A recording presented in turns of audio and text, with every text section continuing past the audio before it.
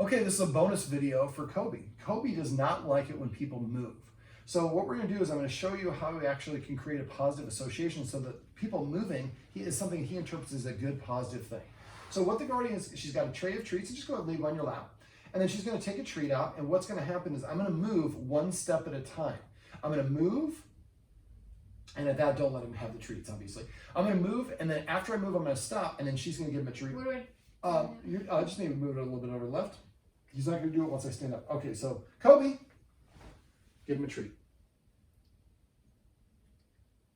So again, I stopped. All right, so now Kobe.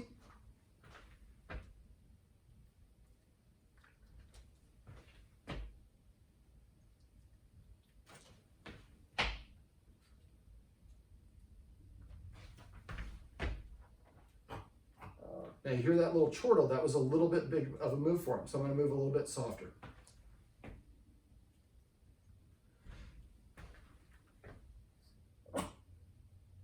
That was an extra half step.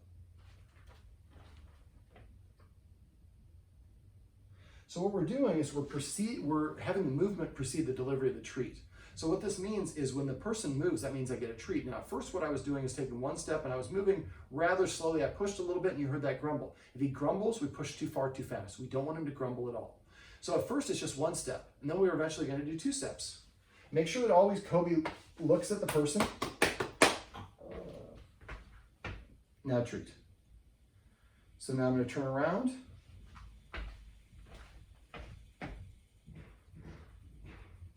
So we can do this with a lot of different situations. There was just a sound outside in the hallway. He didn't bark. Normally he barks, that sort of thing, right? Mm-hmm. So what you could do is have a friend outside be talking on your earpiece, and then basically have the person say, okay, stomp once. They stomp once, and then you give them the treat.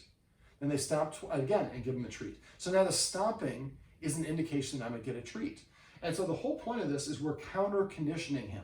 So instead of barking to say I disagree with the person moving, or the person standing up, or sneezing, and it could be all these activities. So if you have a friend who sneezes and he barks at the person who sneezes, the person should do a fake sneeze like this, and you have a treat ready? Achoo! That was too much for him. So what we would do in that case is I want to lower the intensity. The way I do that is I would increase the distance, I slow down the speed, or I turn down the volume. So I can mimic that with a lower intensity. So we're going to wait for him to settle down. I'm going to do a fake sneeze again, but a slower, lower one. Achoo! Oh, that was still, no, and not if he barks. If he barks, he doesn't get anything. Okay. Otherwise, that would be rewarding him for the bark. So you just ignore him when you bark? Yes. And that means that we didn't do it too intensely. Now, he's also a little bit worked up, so we're going to kind of wait a sec. There we go. Achoo! So now part of this might be that we've been working with him for a couple hours at this point. He's tired. Now I talked off camera about setting him up for success. So this is where we would want to take him out. Before we do this, we would not work for 2 hours. Before you do this, take him to the stairs, do the doggy stairmaster, whatever it is. And now we'll see if I can do another very quiet one. Achoo. And get a couple more treats. We're going to raise the intensity. Achoo. Achoo! So you heard that little hoof, that means we're getting close to the limit. So I don't want to go past that. So achoo! So no treat, good job. Achoo!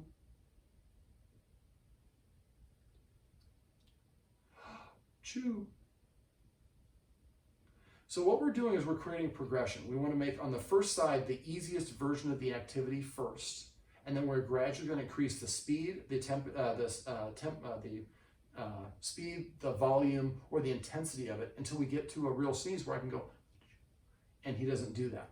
So it'll take practice, and keep on practicing it over and over until eventually you get to the point where somebody can sneeze and he doesn't respond.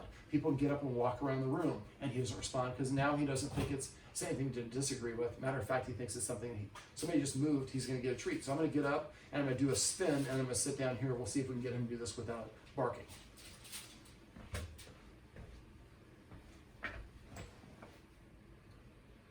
So that is a movement. Before I came, he would have been freaking out and probably lunging at. So this is the power of positive dog training. We're not doing anything negative, and that's a beautiful sign. If a dog sits or lies down on its own in conjunction with something like this, it's saying, I'm relaxed enough to put myself at a disadvantage. Well, this little Huey guy right here is Cobe. Oh, look at that, kisses. Thank you, Cobe. And these are some tips and tricks you can use if you have a dog that likes to bark at people who get up and move around, or other unwanted sounds, or I guess not unwanted, but normal sounds that the dog barks at.